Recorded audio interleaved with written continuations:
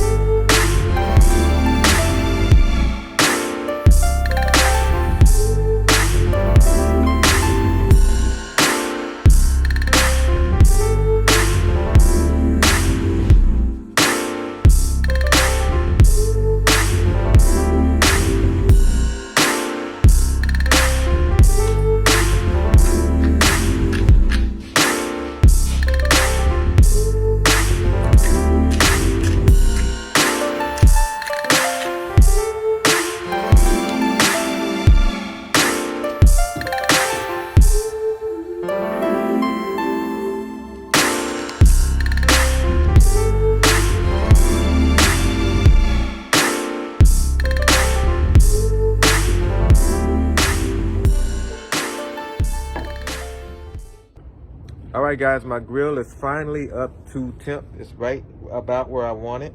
It's time to put the salmon on. So let's get it. I got these on a cooling rack right now, and I'm just going to leave it just like that. That's how I'm going to put them on here.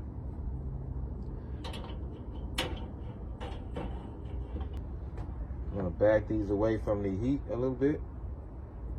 And keep the thickest part towards the heat. Alright, so let's close the lid a little bit. And now that I am up to temp, I'm going to back this off a little bit so that we don't overshoot it. Close that vent just a little bit. That should keep us in the range that we want to be in.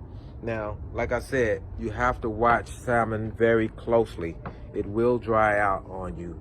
So I'm going to be back out here no more than 45 minutes. And I'm going to start checking the temperature with an internal, instant read thermometer. It's been roughly about 20 minutes, guys. It is time to do the first check. I'm getting ready to start watching it very closely now. So let's see what the temperature is. 113. You see that? Thickest part. So they're not quite there yet, guys. I want them at about 135. We'll be back in 10 minutes, and I'm going to keep checking until my internal temperature is where I want it to be, and then that's when I'll bring you back. All right, guys, I'm back out here at the grill, and I just did my temperature check, and I think it's time to pull these babies. They are temping in the thickest part of the meat, right where I want them to be. And now remember, there's always going to be some carryover. There's always going to be a few temperature degrees. There's always going to be some continuation of cooking even after you take it off. I mean, it's good for at least another 5 degrees or so. So you have to keep that in mind. I told you I wanted these to be at about 135 so that once they rest, they'll be at about 140, which is the butter zone right there. This is the thickest part of the meat. And let's see what our internal temperature thermometer is telling us. We're like at 132 depending on where I put it. He's at 135 right there. Now we check the other one. It is right there, man. I don't know if y'all can see it, but it's right there. And these babies look so good. So I'm gonna pull them.